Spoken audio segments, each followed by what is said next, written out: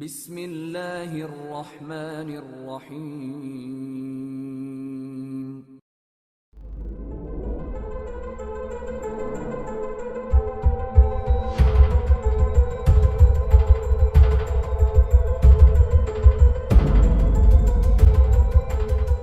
السلام علیکم ورحمۃ اللہ وبرکاتہ۔ حضرت سلیمان علیہ السلام اللہ کے نبی حضرت داؤد علیہ السلام کے بیٹے تھے۔ آپ بنی اسرائیل سے تعلق رکھتے تھے اور اپنے والد حضرت داؤد علیہ السلام کے بعد عنان حکومت سنبھال کر بنی اسرائیل کے بادشاہ بنے۔ آپ اللہ کے سچے پیغمبر اور انصاف پرور بادشاہ تھے۔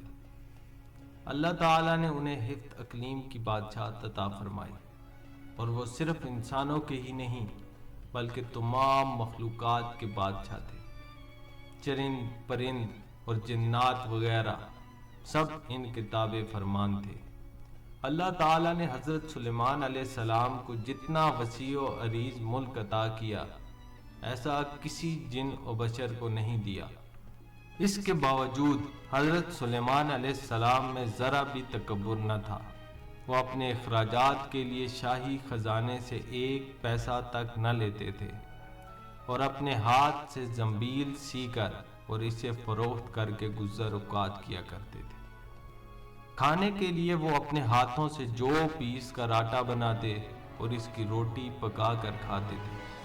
آپ اکثر روزہ رکھتے تھے اور ہر شام بیت المقدس میں جا کر غریبوں اور روزہ داروں کے ساتھ روزہ افطار کرتے تھے۔ بادشاہ بننے کے بعد آپ نے ایک نہایت عالی شان اور پرتکلف مکان بنوایا، جس کا رقبہ 36 کوس تھا۔ اس مکان کو سونے چاندی کی اینٹوں سے بنایا گیا، جس کی دیواروں اور چھتوں پر یاقوت اور زمرد جڑے ہوئے تھے۔ پھر اس مکان کے اندر آپ نے اپنے لیے ایک شاندار تخت بنوایا، جس کی لمبائی 3 کوس تھی۔ سارا تخت ہاتھی دانت سے بنایا گیا تھا، جو لال، فیروزہ، زمرد جیسے پتھروں سے مرصع تھا۔ اس کے چاروں طرف سونے کی اینٹیں لگی ہوئی تھی۔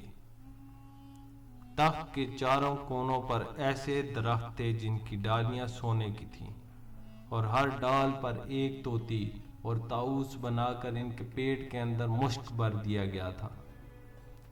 ان درختوں کے خوشے انگوروں کی طرح تھے۔ اس درخت کے نیچے اور دائیں بائیں 1000 سونے کی کرسیاں لگائی گئی تھیں، جن پر لوگ بیٹھتے تھے۔ ان کے پیچھے جنوں اور انسانوں میں سے غلام کھڑے کیے گئے تھے۔ یہ تخت جنات نے بنایا تھا، جو آپ کی رعایا تھے۔ جب حضرت سلیمان علیہ السلام تاج شاہی سر پر رکھ کر اس عظیم الشان تخت پر قدم رکھتے تو ان کی ہیبت سے تخت اس وقت حرکت کرنے لگتا، اور طوطی و طاؤس بھی اللہ کے حکم سے اپنے پر پھیلا دیتے تھے، جن سے مشک کی خوشبو نکلتی تھی۔ اللہ تعالیٰ کے فضل سے حضرت سلیمان علیہ السلام ہر جانور کی بولی اچھی طرح سمجھتے تھے۔ جب آپ تاج شاہی سر پر رکھتے تو تمام پرندے تخت کے اوپر معلق ہو کر آپ کے سر پر سایہ کرتے تھے۔ جس مکان میں تخت سلیمانی تھا، اس میں کئی محرابیں تھیں، جہاں عابد و زاہد لوگ بیٹھ کر عبادت الہی کیا کرتے تھے۔ حضرت سلیمان علیہ السلام ہمیشہ اللہ تعالیٰ کی نعمتوں کا شکر ادا کرتے اور ہر وقت اللہ تعالیٰ سے مناجات کرتے رہتے تھے۔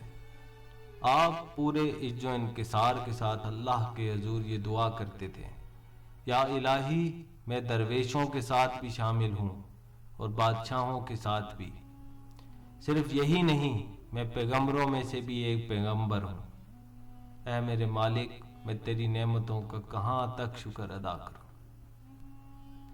اللہ تعالیٰ نے ہوا کو حضرت سلیمان علیہ السلام کے تابع کر دیا تھا۔ جب آپ اپنے عظیم الشان تخت پر بیٹھ کر تخت کو چلنے کا حکم دیتے تو تخت اتنی تیز رفتاری سے چلتا کہ آپ ہزاروں کوس کا فاصلہ چند منٹ میں طے کر آتے۔ آپ صبح کو ایک شہر اور شام کو دوسرے شہر میں ہوتے تھے۔ آپ کے باورچی خانہ کے لیے جنات نے بڑی بڑی پتھر کی دیگیں بنائی ہوئی تھیں، جنہیں بادل پانی سے بھر دیتا۔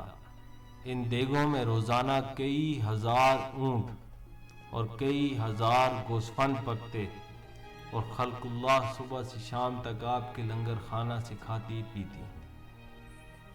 اگلی ویڈیو میں ہم حضرت سلیمان علیہ السلام اور چونٹی کے مکالمے کا ذکر کریں گے، جب حضرت سلیمان علیہ السلام کا چونٹیوں کی بستی سے گزر ہوا، جس واقعے کا ذکر قرآن کریم میں موجود ہے۔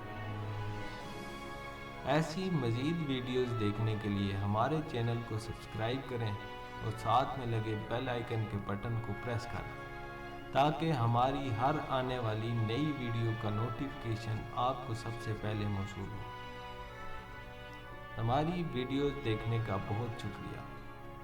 السلام علیکم ورحمۃ اللہ وبرکاتہ۔